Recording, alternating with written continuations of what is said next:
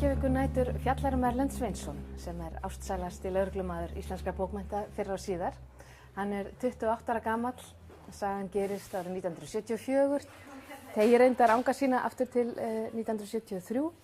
Hann í umferðarlögreglunni, hann Erlendur, og starfið á strætum borgarinnar mjög erilsamt, það margt sem kemur upp á, en samhliða starfi sínu þá tekur hann upp á eigin spýtur að rannsaka óútskýrt mannslát. Það útigangsmaður sem finnst í Mógröf í Reykjavík sem og hvarf ungrar konu sem var á leið heim af skemmtistað. Og í raun má kannski segja að Reykjavíkurnætur séu hrakningasögur í höfuðborg í stað heiðarvega.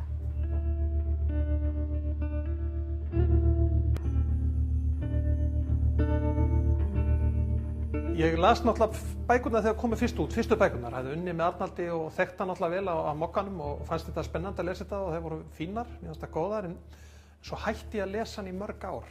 Ég veit eiginlega ekki af hverju, en einhvern veginn það bara las ég hann ekki, árum saman. Og síðan verður hann svona rosalega vinsæll og rosalega stór og mér fannst hálf astnalegt að ég var að fjalla bókmenntir og hefði ekki lesið Arnald. Þannig ég tók mig til og las 4 eða 5 bækur bara í streitt, sko. Þá svona sá ég hann svolítið í svona nýju ljósi, það var komin svona smá fjarlægð, sko, og þá áttaði mig á því, sko, hvaða sem gerir hann svona góðan, sko.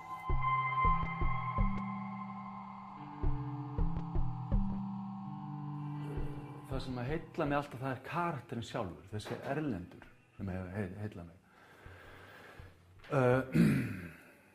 Það það hvernig hann fæst við hlutina að því og hvernig honum líður. Það í rauninni, hann aðal, svona, maður sogast að honum og þess vegna hefur maður meiri áhuga á bókum hann. Auðvitað kannski að hluta til að því að ég fékk að leika hann og þetta sé ekki þó að hann sé bara, ég á engan einkarétt á því að síður en svo, en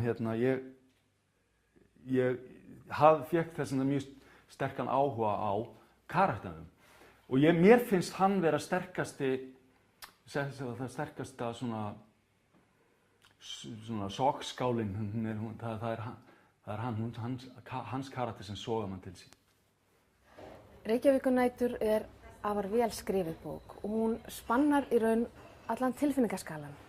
Hún hlý, hún næm, hún spennandi, hún beitt, hún sorgleg, en hún líka fyndin. Þessar persónur í bókunum hans, þetta allt persónur sem lifandi, sem alvöru persónur. Þetta fólk sem að þú lest og þú kynnist og þér stendur ekki á sama, sko. Og það þá ekki bara Erlendur, heldur allt fólki í kringum hann og líka fólki sem hann hittir, sem sagt einhver kona í blokk sem að segja frá einhverju sem gerðist og hún verður svona allt í einu svona mannleg og lifandi og svona það það sem hann getur sem að mjög margir rithöfundar geta ekki.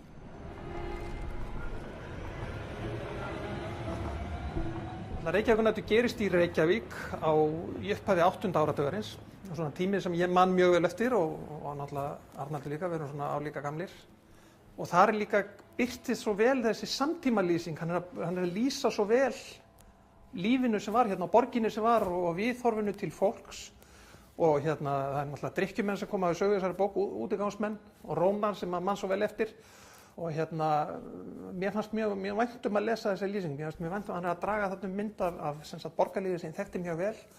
Og já, þetta fín glæpasaga, það góð flétt í henni og það spenna og allt það, en fyrst og fremst þetta svona lýsing af fólki í raunverulegum aðstæðum.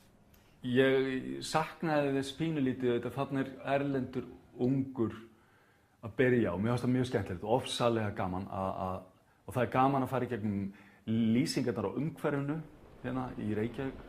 Ég bjó í hverfinu þar sem Reykjavíkurnætur gerist eða morðið framið. Það í raun mitt hverfi. Ég ólst upp sjálfur í bústaðahverfinu og labbaði hitaveitustokkinn fram og aftur þegar maður var krakki.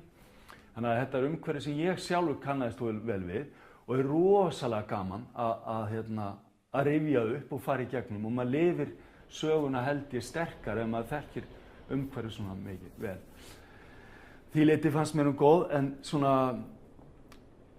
kannski á plott ekki nú sterkt fyrir mig eða eitthvað og kannski var Erlendur of ungur, ég veit það ekki, ég tengdis ekki eins vel við hana eins og síðustu bækurnar Erlend. En einhvað síður fannst mér gaman að vera þarna, gaman að lifa hana og lesa hana, já. Arnaldur notar í raun gamalkunnugt bragð Íslendingasagnanna. Hann notar fá orð til þess að segja stóra sögu og hann meitlar persónur sínar mjög. Hann í raun og veru eins og myndhöggvari sem gengur hringinn í kringum karakterinn sinn, gæðar hann lífi, við sjáum hann frá öllum hliðum og við trúum persónunum því þær eru eins og af holdi og blóði. Sko, það kemur náttúrulega mjög vel í ljós í Reykjavíkurnóttum hvað Erlendur opbáslega galluð persóna og sem sagt ekki gölluð persóna frá hendi Arnaldar heldur í raun og veru hann með svo mikið af tilfinningaflækjum sem að dragnast með náttúrulega úr æsku og hann maður finnst ekki eins og þetta sé einhver maður sem manni myndi þykja vænt ef maður þekkt hann en að því sögðu þá þykir öllum vænt hann og fólki ekki saman hann og sem sést að því að þegar maður er að lesa umsagnir þessa nýjustu bók Arnaldar að þá er fólk ennþá að heimta hvað með Erlend, hvað kom fyrir Erlend, hvar hann í dag og svo framvegis sem er svolítið skemmtilegt sko, fólki ekki saman. Reykjavíkurnætur má lesa sem upptakt að öðrum glæpasögum Arnaldar.